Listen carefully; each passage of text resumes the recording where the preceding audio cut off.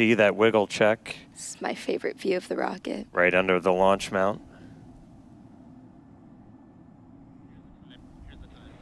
All right, so we've got crowds gathered out at Hawthorne, crowds gathered here at Starbase. Super fun to see people getting to watch out on the front lawn now.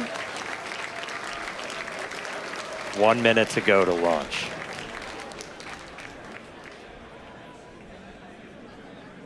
All right, so again, our hold point comes up at T-minus 40, not tracking any reason to stop there, so we should see us go right through that. All right, we are through T-minus 40. We are counting down. We're gonna let our flight director, Maciek Batura, take us the rest of the way. 30 seconds, the 10th liftoff of Starship.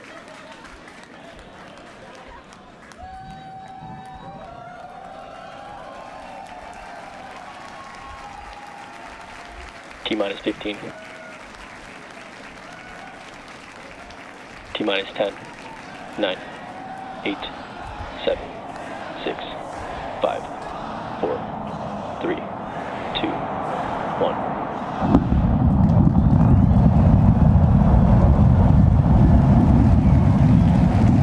We have liftoff.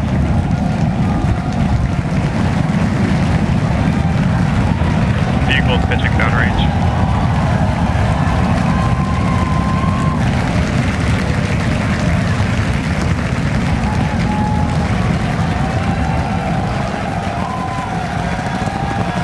Booster chamber pressure nominal.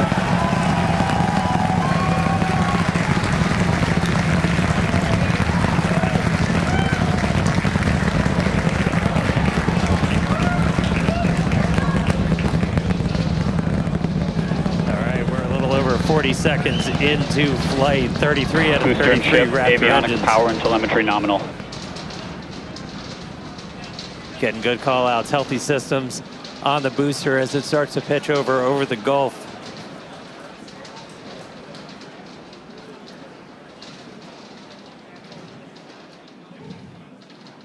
All right, we're a little over 1 minute into flight, about to pass through max Q. Max Q. All right, so we are through the period of maximum dynamic pressure, max stress on the vehicle as it continues to fly. Our next major event is going to be hot staging, which is happening in just over 90 seconds from now. To get ready, the booster will shut down all but 3 of its Raptor engines. The clamps holding the 2 stages together will release, and the Starship second stage ignites its engines. The ship then separates from the Super Heavy booster and heads to space. At the same time, the 3 engines still firing on Super Heavy will flip the booster around. 10 more engines will ignite for the boost back burn, putting the first stage on the path for splashdown in the Gulf. As we mentioned earlier, the hot stage will be jettisoned for this flight, and that should occur just after the boost back burn. So we're about to shut down the first stage and perform hot staging. So let's just watch and listen.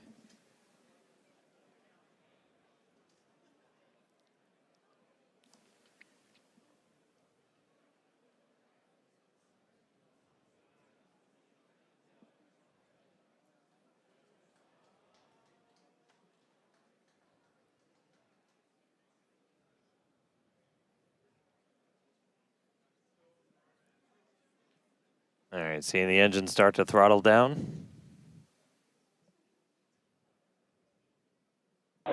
MECO.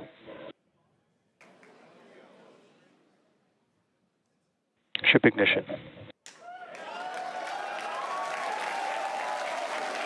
Boost back burn startup. Stage separation.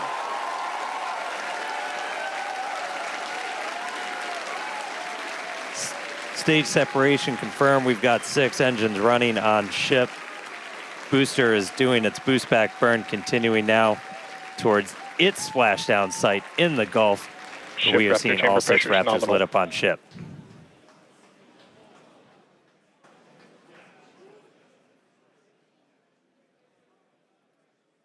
You heard them report ship chamber pressures nominal, so that chamber pressure, just that expected thrust level in those Raptor engines on the ship. 3 vacuum optimized, 3 sea level, all looking good.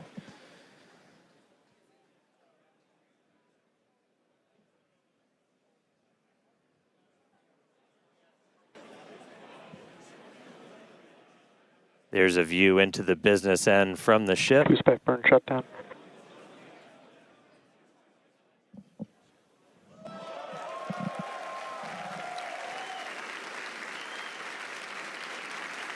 right, so at this point, we finished our boost back burn, so that was shut down. So that's the first of the 2 burns after a launch that the booster's going to do today. So now it's headed towards the Gulf. It's not going to be quite as an aggressive of a flight down. We relaxed that angle of attack a little bit, but we are then going to be looking for it to do its engine tests for the landing burn, and those are going to be a little unique this time. Yeah, typically we start with all 13 inner engines lit for that landing burn and bring that down to just the center 3. But one of our test objectives for today is to simulate what an engine out situation would look like. So we're going to be intentionally turning off one of those center 3 and instead lighting one of the engines from the middle 10 ring. Yeah, we did see one of those engines in the middle ring shut down during the initial ascent. Oh, looks like we have hot stage jettison. You can see it floating away there to the left of the booster. Yeah, we did see one of those middle engines shut down during the ascent. Again, we are resilient to engine out on Super Starship Heavy. flying That's why we're able to get through our ascent. Starship flying on the expected path. There's still a chance that engine could be back in the mix for the very start of the landing burn, so we'll see if we light up all 13. But we've even done a landing burn at the tower with an engine out, so very resilient. We'll see how it does on its way down to the Gulf, though.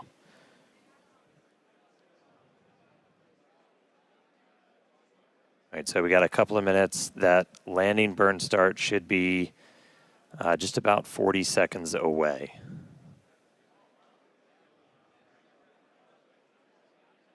That's always rad. You can see the boost plume itself in the background as it was coming in. All right, about 20 seconds to landing burn. Ship Raptor chamber pressure is nominal.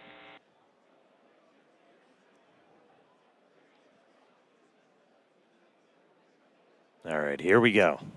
Landing burn startup. Looks like we got 12 of those 13.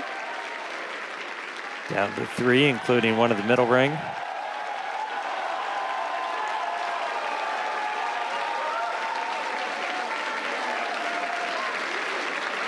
Down to 2. Nice little hover. And landing burn shutdown. And into the Gulf, here we come. And the booster has splashed down. Incredible flight for booster today. Meanwhile, back in space, about 7 minutes into today's flight, ship continuing its ascent burn. This goes until just about 9 minutes into our flight. That ship engine cutoff is slated for 8 minutes and 57 seconds. We are going to see those 3 RVAC, the Raptor vacuum engines. Those are the bigger circles in that little indicator on the bottom right of your screen. Those will shut down first, and we continue burning for a couple seconds longer on those inner 3 before we hit SECO, or second engine cutoff. Yeah, these views are looking great. Once again, thanks to Starlink for getting us these views. It's just incredible.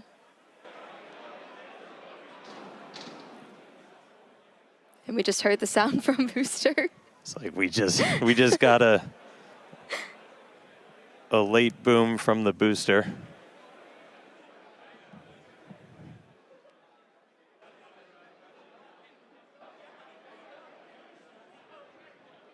Yeah, we have ship engine cutoff coming up here just shortly. And as we mentioned, today's flight test is not an orbital flight, but rather one that demonstrates Starship's orbital capability. Starship from terminal guidance. All right, entering the final phase of this burn. Under 30 seconds to go.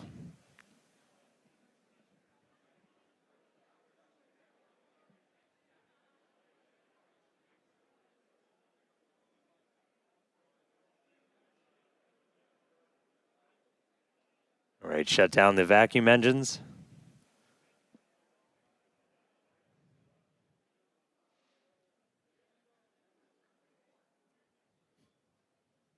Ship engine cutoff. We shut down those center 3. Successful ship engine cutoff.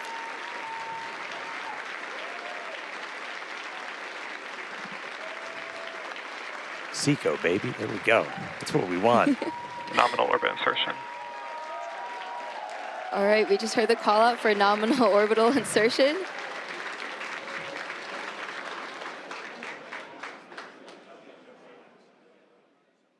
All right, so ship is in space. There we go. We're seeing the flaps starting to move into a stowed position. That's why it looks like your camera's moving. Yeah, exciting to see Starship safely in space, and super pumped to see all the team's hard work in action here today. And of course, as guaranteed, it's been an exciting day so far. We successfully lifted off right on time at 6:30 p.m. Central Time. Thankfully, our weather was looking good today. Yeah, and booster, we had our soft splashdown in the Gulf, so ship continues on. Yeah, ship able to complete its ascent burn all the way in. You can see some of the shadows start to creep as it's going to be eventually flying into an orbital nighttime. So we'll see some daylight start to go away. But ship is in orbit, completed its burn. And I mean, that's just the beginning. Now we've got a whole bunch more to go. So we've got some exciting demonstrations Ship planned FTS is while saved. we're on orbit.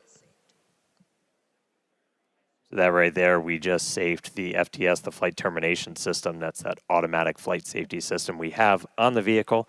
So that is now turned off while ship starts its coast period. We are coming up. Our next milestone is going to be the deployment of those Starlink simulators. We've got some payload inside of Starship that we're hoping to deploy into space for the very first time. That deploy is supposed to start at about 18 minutes and 27 seconds into the flight, so just about 7 minutes from now. That deploy will take place over a couple of minutes. It'll go about 1 satellite a minute, so we'll be spread out over that. It might get a little dark, but we've got a couple of views that we can show you to see that deploy in action. After that, we're also looking to do a relight of a single Raptor engine while we are in space. We've done this once before. This is not necessary to deorbit, as we are in a suborbital trajectory, but this is essentially a chance to test out what we need to be able to do a deorbit burn. So we'll be doing that a little bit later in the flight, about 37 minutes or so into the flight, and then we get into reentry. We're looking to get that light show and, more importantly, get that really critical data about the ship's heat shield. Yeah, exactly. At about T plus 45 minutes, we'll be heading for reentry. Again, running those experiments with the tiles. We're going to be doing missing tiles, metallic tiles, and also intentionally loading those vehicles' flaps. Hopefully, we'll also see a splashdown in the Indian Ocean today. Yeah, we were able to get to a reentry last time, but we didn't have full attitude control, so we weren't able to go in, heat shield first the way we're designed to. So we ended up losing contact with the ship before we could make it all the way through. So you still get data, but you're not really getting the data that we want to make sure we're kind of stress testing the vehicle. As Amanda just said, we removed a bunch of tiles, and we do this in some intentionally scary places on the vehicle because we're really looking, are there spots that were vulnerable to this? Before we ever start moving towards, putting ship into a full orbital mission to then do reentries a little bit later on. So really, really critical to get that data, really looking forward to a controlled reentry. Yeah, for sure. As we always say, our main payload is data, but today we also have some actual payload on board, and those simulators that Starship will be deploying, we'll see coming up here in just a few minutes. These are dummy satellites that are about the same size as our V3 Starlinks. We have 8 in the Starship PEZ dispenser and expect to deploy at a rate of about 1 per minute, as Dan mentioned earlier. Starlink is critical in all of our flights on Starship to get our main payload data, as we always say. And in fact, it's Starlink that's currently providing these views you see as Starship cruises a couple hundred kilometers above our home planet and provides real-time telemetry through every phase of flight. Yeah, we took a peek inside of the Starship payload bay there for a second. So there's 8 of them there. They kind of look just big steel plates, essentially. They're roughly the same size as those V3 satellites. When we do get that view inside of the payload bay, the payload door will kind of be on your right, and we'll start to see them go out like a Pez dispenser. Yeah, here's a look inside. So those right down there in the center, they're kind of 2 stacks of 4 on either side, and then the payload door is just to their right. And so we'll look to see that open, and then those satellites start to go. We vent the nose cone, so we essentially bring it down to vacuum before we open the door. That was one of the things we ran into on the last flight, as when we had that fuel diffuser fail, the pressure in the nose cone became basically too high for the actuator of the door to open. So that's why we weren't able to get the door open that time. We have not seen anything like that on this flight. Everything's looking good with our fuel tank and our fuel press system. So we are hopefully just a couple of minutes away from seeing that payload door open and getting to our first ever payload. It's not the first payload we've ever carried, but it's the first one we're going to try and shoot off into space.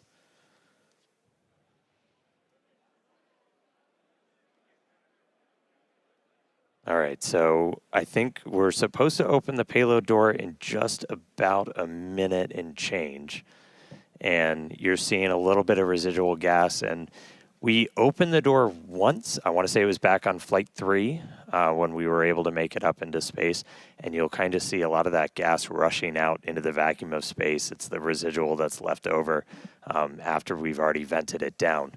So kind of a cool light show. And then we'll get ready to deploy those payloads out.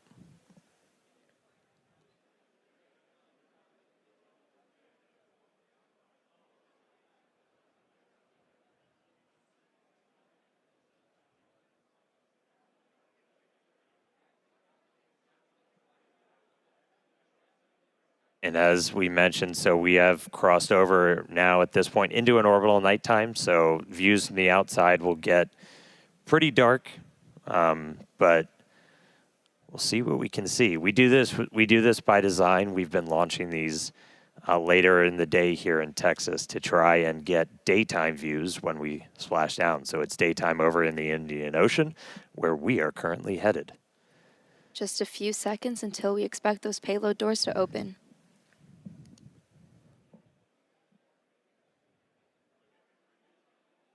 All right, one more time. Open the pod bay doors, Hal.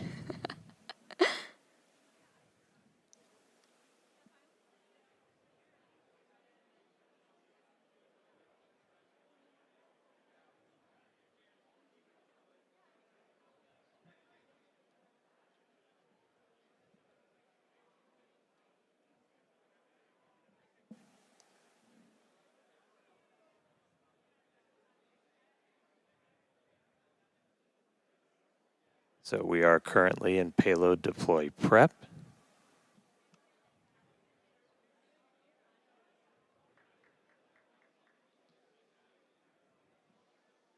And the door is open.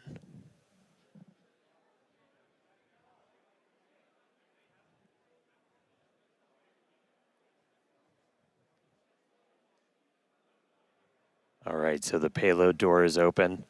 We should see the first satellite start to deploy at about T plus 18 minutes and 27 seconds. So should be only about 30 seconds. So one step closer. Hal listened this time. He cooperated. He opened the payload door for us.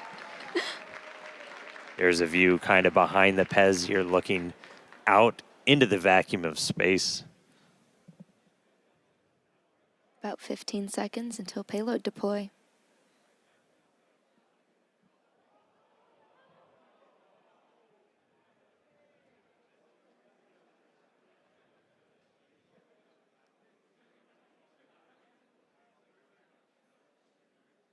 Ship has transitioned to payload deploy.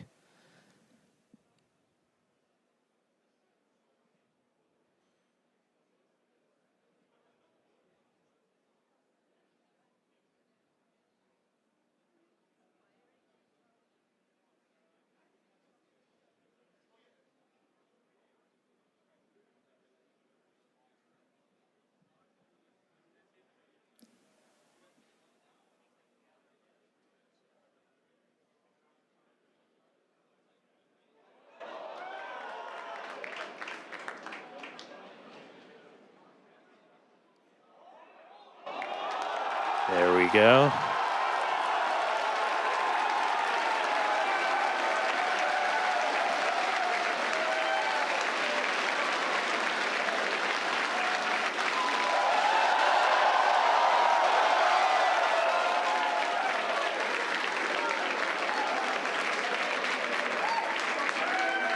Pew pew. Been waiting way too long to do that. There we go.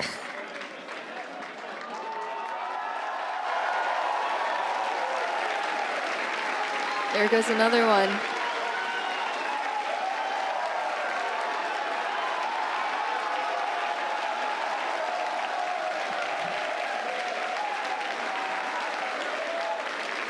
Super exciting moment, as you can hear the energy in both Hawthorne and Starbase.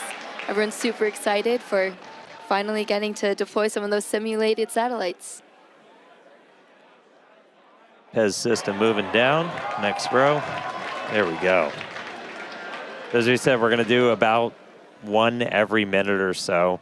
And this is just kind of a dress rehearsal for when we're going to be deploying the V3 satellites. And these are just a massive, massive increase to Starlink's capability. Each one of them has it's 60 terabits per second of capacity that's going to get added to the network per launch. That's 20 times more than what we're adding with every single Falcon 9 launch today, which, you know, step increase in capability. There goes another one.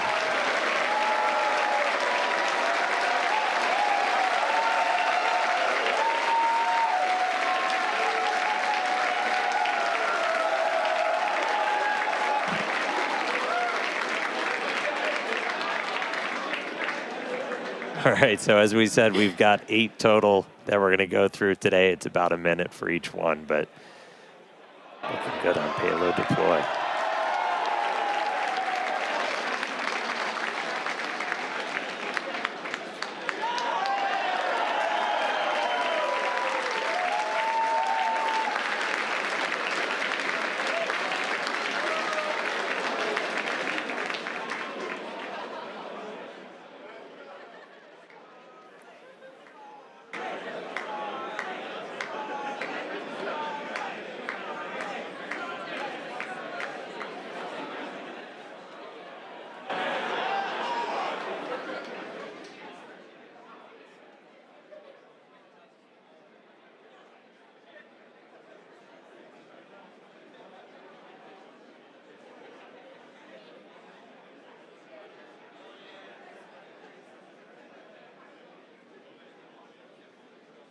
All right, so we're about halfway through. When we actually start launching the V3 Starlinks on Starship, we're going to be flying about 60 each time. So it'll be about an hour to get through a full stack. But again, it's just going to be a massive increase in the amount of bandwidth. It's going to enable, you know, gigabit upload, download for people with Starlink, you know, anywhere on the planet. And for us, Starlink is just a tremendous part of just the Starship flight test program. Yeah, absolutely. Always getting us that data, and yeah, the amazing views we have on the vehicle today. Yeah, views brought to you by Starlink of us deploying Starlink simulators before we deploy actual Starlinks. How deep does it go? All right, another one firing out.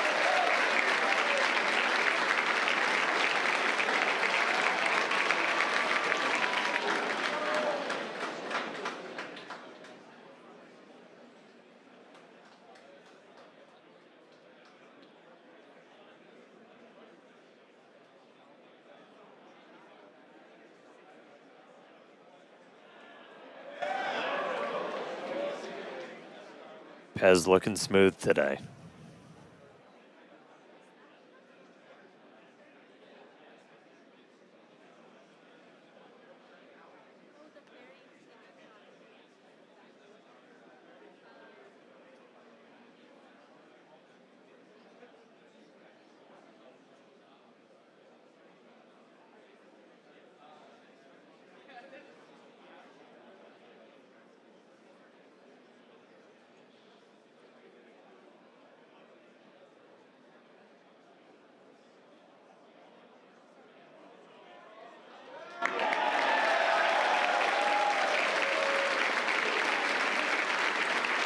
All right, looks like we've got one left.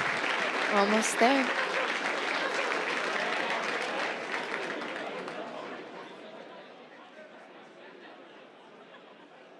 Yeah, there you go. One remaining, so 7 of the 8 have been deployed. One more to go. And then we will have completed our first ever payload deploy operation. Just a reminder, we're on a suborbital trajectory. These satellites on that exact same suborbital trajectory, they're going to burn up entirely and are on that same trajectory towards the Indian Ocean. So the last one has been deployed. Starlink simulator payload complete. Heck yeah, everybody. Loving the energy from Starbase and Hawthorne. There, yeah, now it's empty. Looking a little lonely, but Successfully deployed all the simulator satellites. really, really cool to see them all out there. Again, people that have followed know Starlink's really critical for the Starship program, in addition to, getting all those views back from the cameras on Starship, which this is an external view. As I said, it's dark outside right now. The lights are off, so it's going to be hard to make stuff out. But in a little while, the sun's going to start coming up as we get to reentry, which is going to be really critical. We use Starlink for Starship data. Cameras also use it on the cameras that we use to bring you views of these launches and also, hopefully, of the reentry and splashdown. We'll see what we get from the Indian Ocean today. And that's just kind of how it all comes together. Like, we're using Starlink on the planet, off the planet.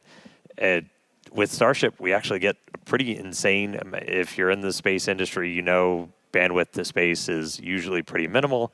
We get about 120 megabits per second. That's split between our high-definition video and real-time telemetry. We get that every phase of flight, including reentry.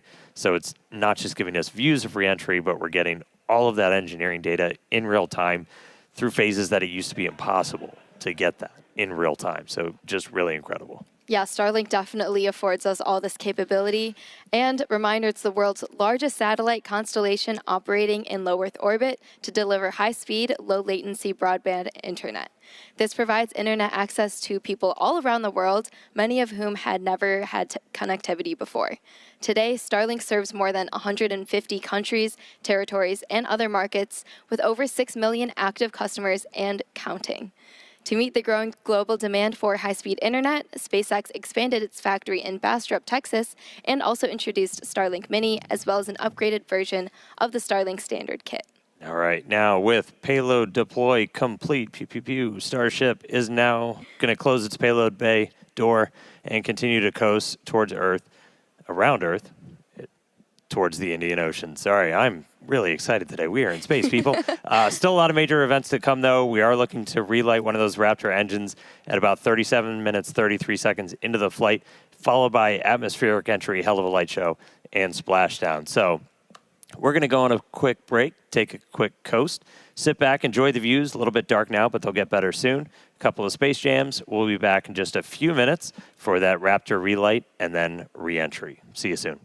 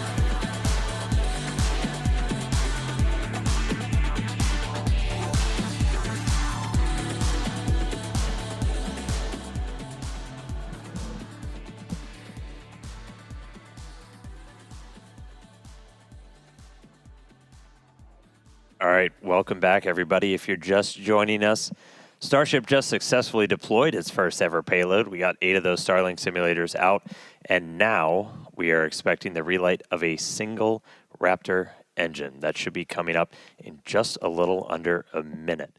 We're going to be lighting just one of those Raptor sea levels in the middle there. This is not a deorbit burn. It's a demonstration of what we'll have to do for deorbit burns, but we've done this once before. This is something we're really going to have to do when we're doing orbital missions, so it's a pretty critical test. We are just a couple seconds away.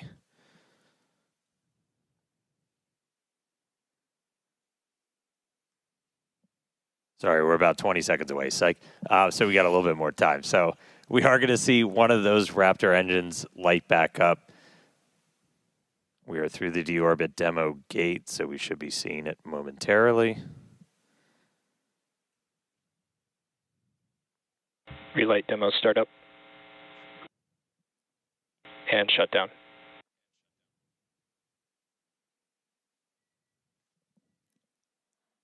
All right, looks like we confirmed the relight of one of those center Raptor engines. Second time we've done that. Super exciting. Nominal Huge orbit congrats insertion. to the team on this milestone.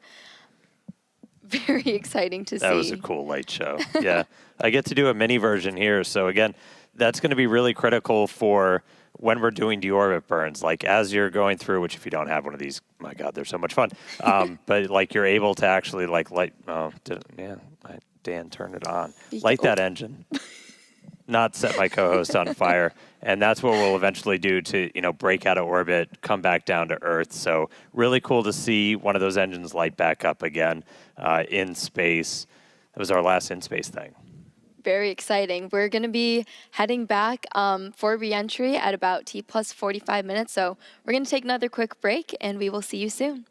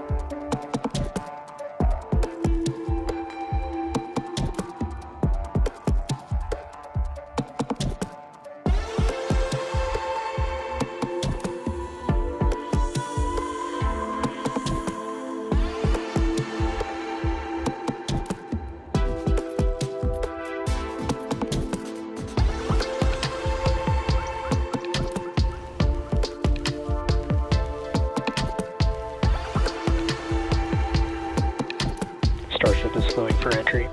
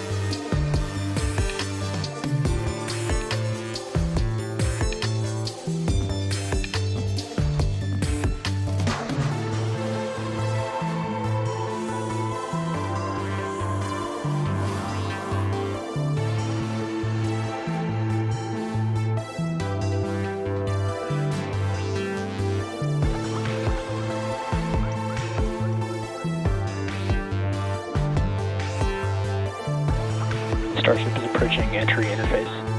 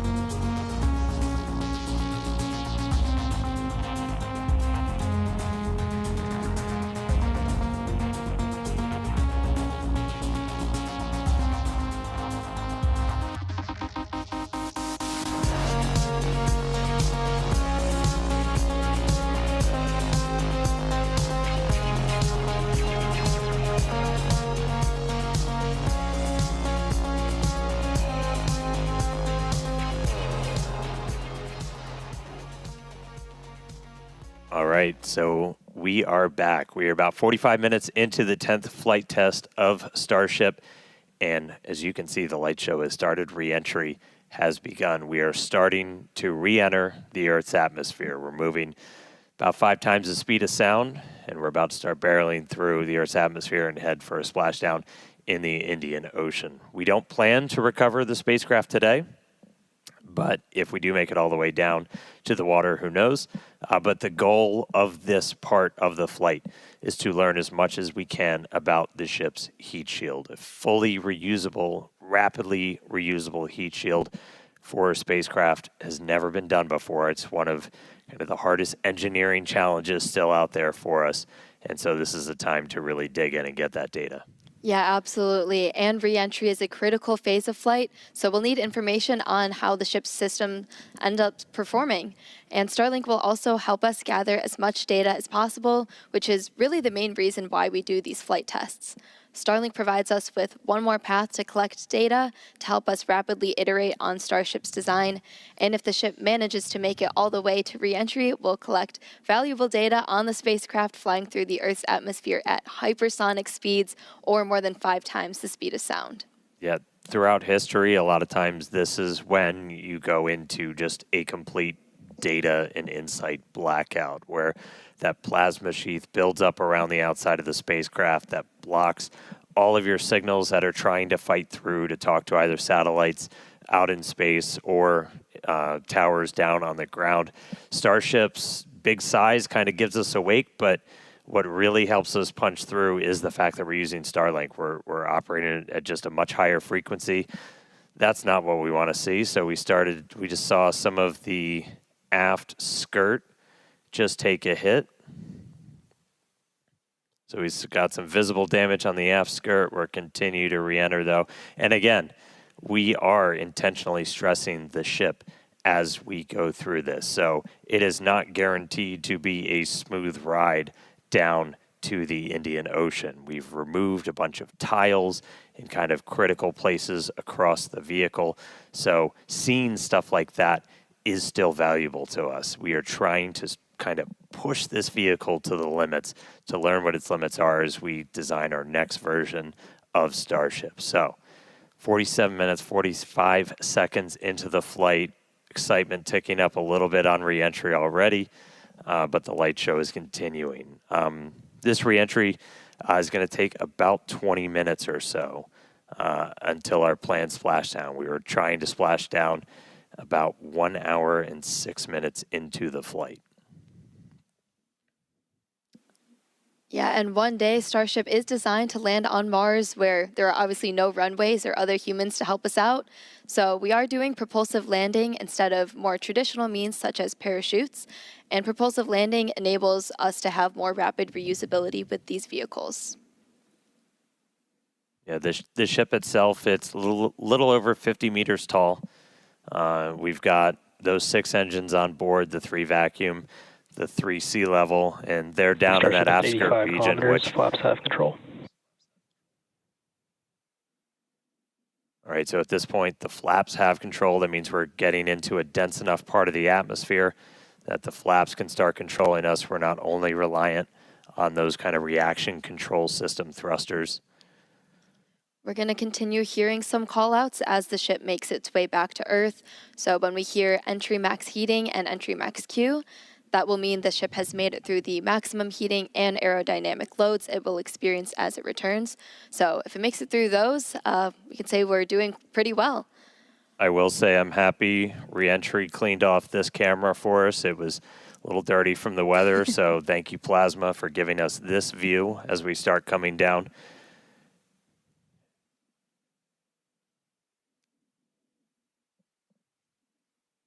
The hit we saw to the skirt, definitely interesting. I will note, when we started doing these missing tile tests, we were intentionally removing them only in the skirt, as that's, that's not over your fuel tanks or anything else that's kind of structurally critical for keeping the entire vehicle together. That obviously exposes your engines, so that could do some things for our landing burn, but for now, we are obviously continuing with this reentry. We are committed. Indian Ocean, here we come. 50 minutes since launch. We're going to see those colors start to build up a little bit. We are at the point where we're in dense enough atmosphere that the flaps have control. So about 74 kilometers in altitude. And you were starting to see some sunlight, so we intentionally time these launches right now so we have daylight. The sun should actually come up over the horizon on Starship in about 3 minutes. So as we get a little bit further into this reentry, that inky black below you is going to start to look like clouds and hopefully a bright blue ocean as we make our way down onto the other side of the planet.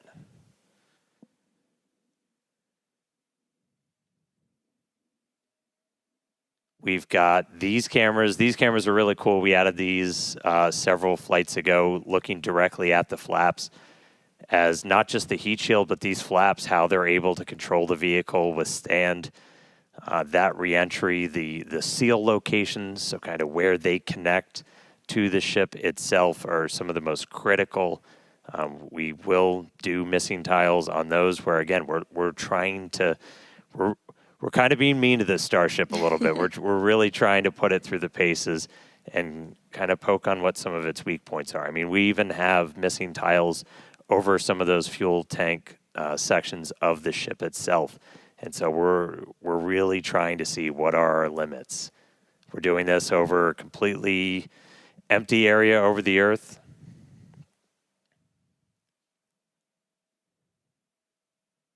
Look at our Raptors there. We are, assuming we make it all the way down to the ocean in one piece, we will attempt a flip and a landing burn. We do have at least one buoy, everybody's favorite camera person, out in the Indian Ocean right now, being powered by Starlink. So that's at our planned landing location. So if we're able to get any live views of the ship, that'll essentially tell you that we nailed our target.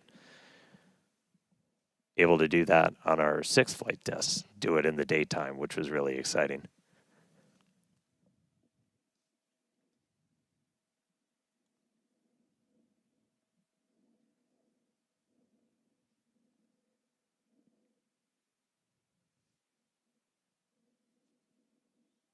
All right, so we're about 10 minutes until we're probably going to start hearing some of the other big milestones coming up.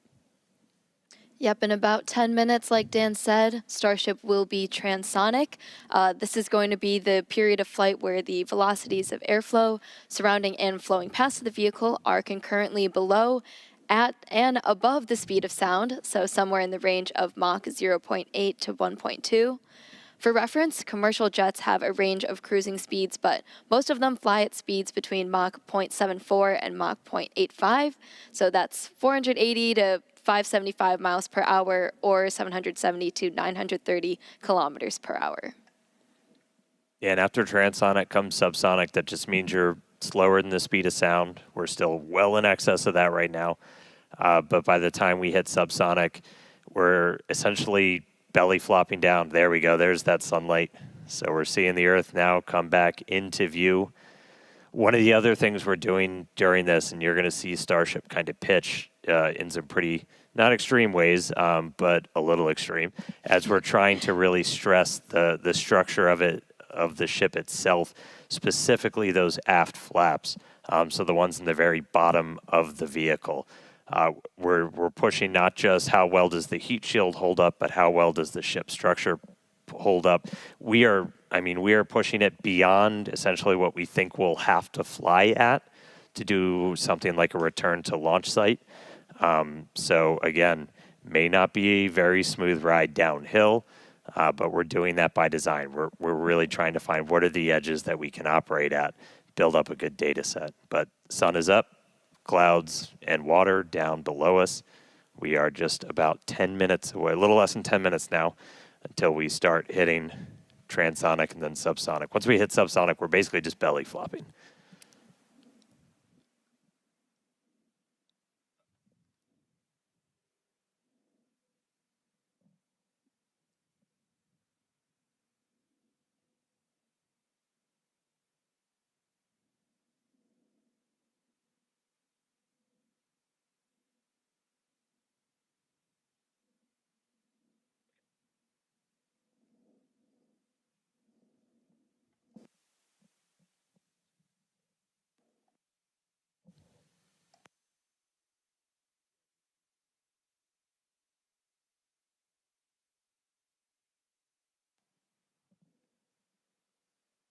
All right, so about 55 and a half minutes in, you can see the sun is up. Again, we intentionally designed these flights to lift off in the evening here so we get these daylight views so we can get as good a video as possible on the ship, assuming we make it all the way down. We've got at least one buoy powered by Starlink that's out there in the landing zone in the Indian Ocean, hopefully giving us a view again.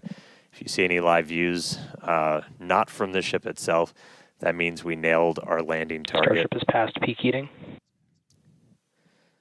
All right, we just heard the call out that we're past peak heating, so things are looking good so far. Yeah, looking good.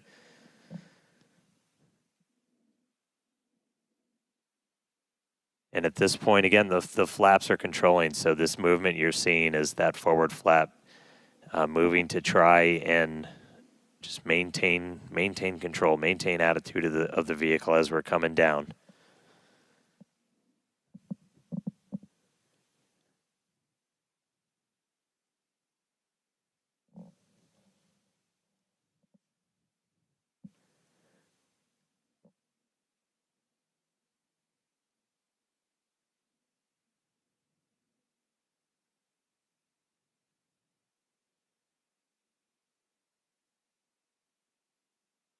Checking in on one of our flaps. We got one of these cameras on all 4 of the flaps, 2 in the front, 2 in the back, giving us really good close-up views. As we obviously don't have a camera that can see the entire heat shield. These give us kind of the best that we can do. But looking at those flaps is those are just, super critical for controlling the ship. You have some ability to maneuver kind of cross range. So as you're coming in, you can see in that indicator at the very bottom right that we've pitched up quite a bit. So again, we are maximally stressing those aft flaps right now. Looks like we got a little bit of burn through the very bottom part of it. Everything's still looking good. Ship maintaining control.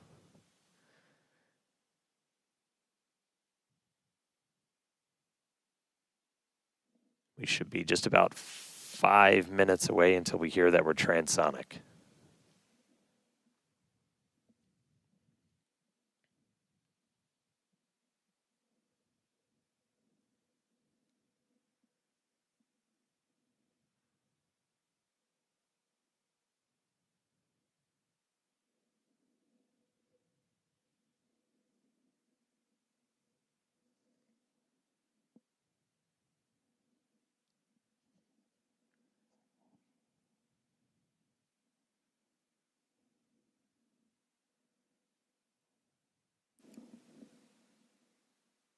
Still a little bit toasty on the aft skirt of the vehicle as we continue coming in.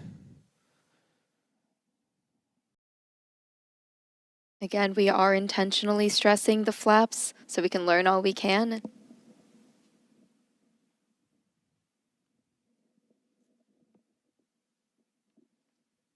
All right, so now we're already well past peak heating.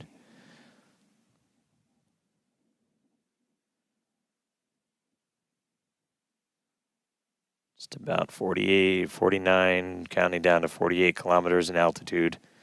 Expecting that transonic to come, so transitioning between the speed of sound and subsonic slower than the speed of sound in just a little under 4 minutes from now. And right now we've got kind of a lot of forward momentum, a lot of forward velocity, and then eventually by the time we hit subsonic. All right, here we go. So this is what we've been talking about, where we are going to essentially try to fully deploy those aft flaps and really stress them out. So again, this is meant to test the extremes for the vehicle.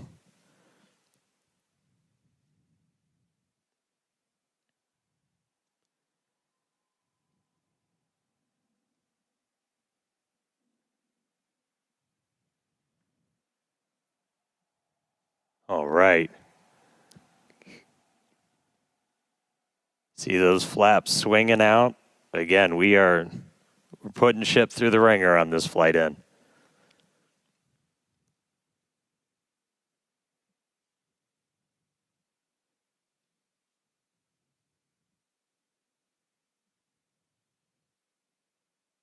It's like we're still maintaining control.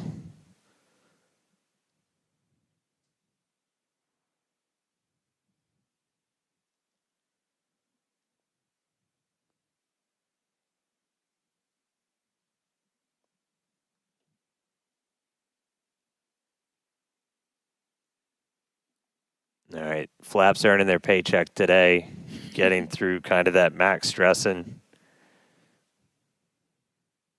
Definitely things looking good so far.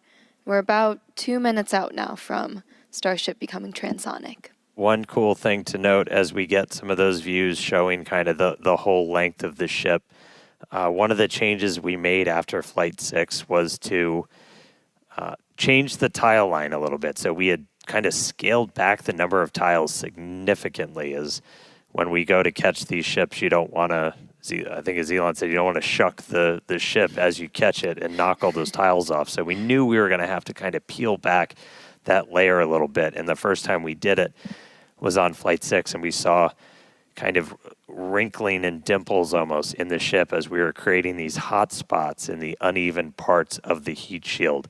And so we kind of addressed that. We smoothed it out. That's why you've got kind of that nice smoothed out black line now on the ship. And just looking at it, we can see kind of a little bit of hot spot, a little bit of warping almost. Near the payload door, you can see a little bit of colored patina up above it, but we don't see those kind of deep, almost, they almost look like gouges on that. So it looks like that's been pretty successful. So, all right, we are less than a minute away from hitting transonic. Again, pretty soon our forward velocity is going to look like it's kind of falling off a cliff, and Starship will look like it's falling off a cliff as we essentially go into our belly flop. If you watched some of the high altitude tests or suborbital campaigns, we were able to test that. It was a pretty fundamental, like, can this thing actually fly? And we were able to prove that out with that suborbital campaign. And that's what we're about to see shortly here.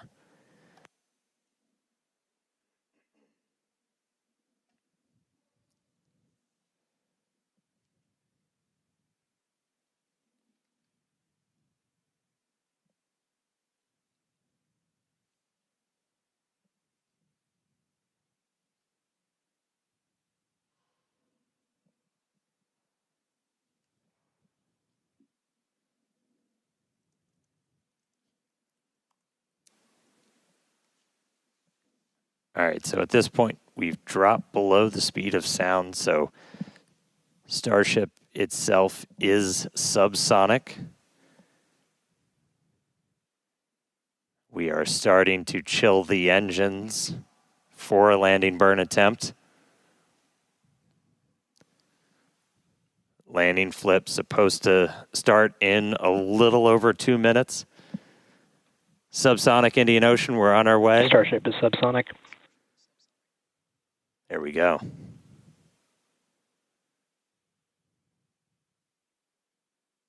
Farewell, space.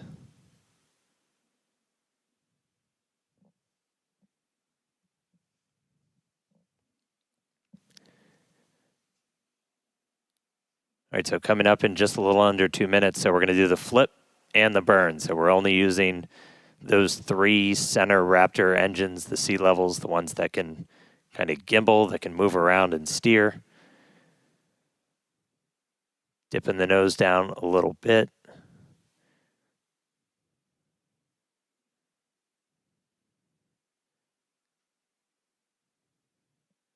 Got 2 of our engines chilled in, waiting on 1 more.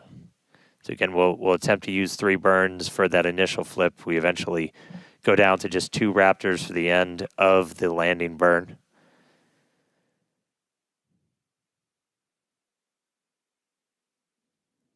Just about 1 minute now from that landing flip and landing burn start.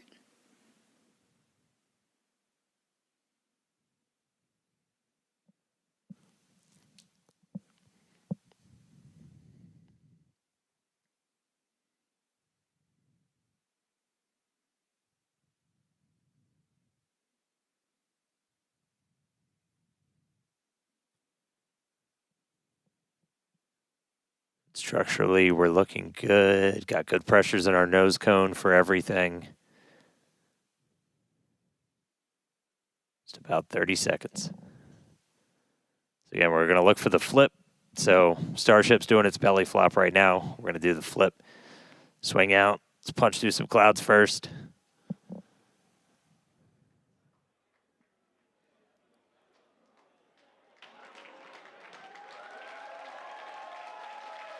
Here we go. Starship landing burn startup.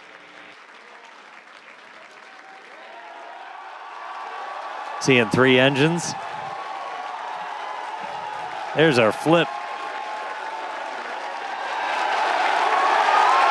There's a buoy.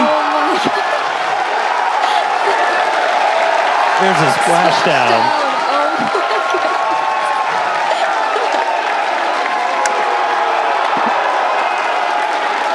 Hey.